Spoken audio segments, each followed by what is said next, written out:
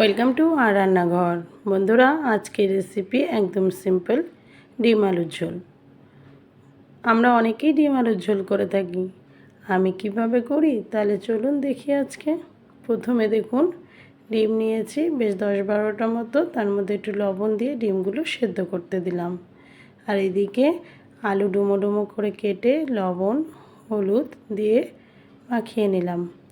আলুগুলো ভেজে নিতে হবে।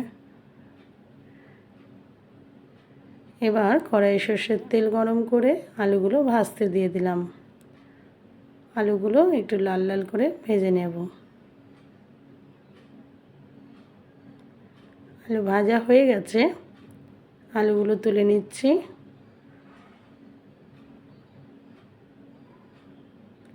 এবার ডিমগুলো সেদ্ধ হয়ে গেছে, ডিমে জল দিয়ে ডিমগুলো ছাড়িয়ে নিচ্ছি, কারণ ডিমগুলো যথেষ্ট গরম, হাতে ছ্যাঁকা লাগছে, এই জন্য ডিমে আমি জল দিয়ে নিয়েছি।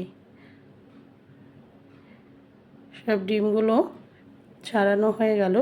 ডিমের মধ্যে সামান্য লবণ হলুদ গুঁড়ো দিয়ে এবার ডিমগুলো মাখিয়ে নিচ্ছি। ডিমগুলোকেও ভেজে নেব।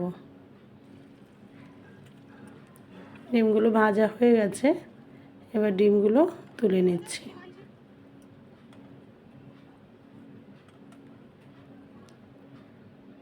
এবার অন্য একটা কড়াইয়ে আমি ডিম ভাজার তেলটা দিয়ে দিলাম, কারণ ওই কড়াইটাই জায়গা হবে না।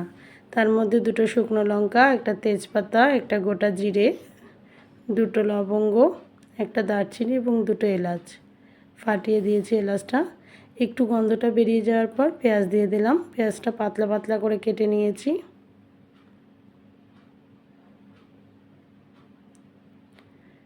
পেঁয়াজগুলো একটু লাল হয়েছে, আমি ছোট 2টো টমেটো কেটে রেখেছিলাম, টমেটো 2টো দিলাম। টমেটোগুলো একটু নাড়াচাড়া করে নিই।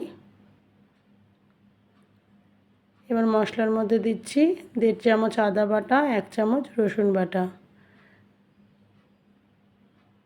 আদা রসুনের গন্ধটা চলে গেছে।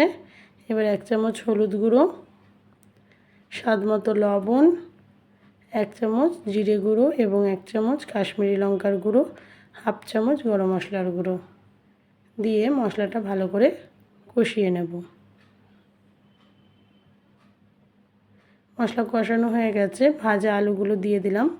ভাজা আলুগুলোর সাথে মশলা ভালো করে একটু বেশ খানিকটা সময় ধরে আমি আলুর সঙ্গে মশলাও কষিয়ে তারপর জল দিলাম।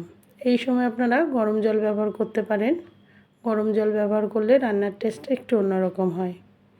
ঢাকা দিয়ে আলুটা সেদ্ধ হতে দিয়েছি। মাঝে মাঝে আমি আলুটা নাড়াচাড়া করে দিয়েছি। আপনারা ভাববেন না যে একবারেই আলু সেদ্ধ হয়ে গেছে।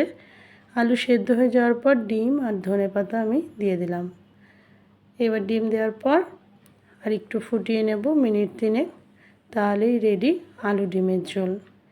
মাঝে মাঝে এই আলু ডিমের ঝোল দিয়ে ভাত খেতে খুব ভালো লাগে, মনে হয় আর কিছু লাগবে না, এই আলু ডিমের ঝোলেই ভাত খাওয়া হয়ে যাবে।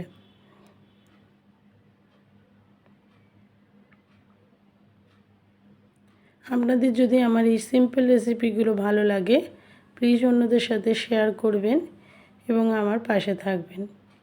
ভালো থাকবেন, সুস্থ থাকবেন এবং অনেক ভালোবাসা দেবেন। Thank you.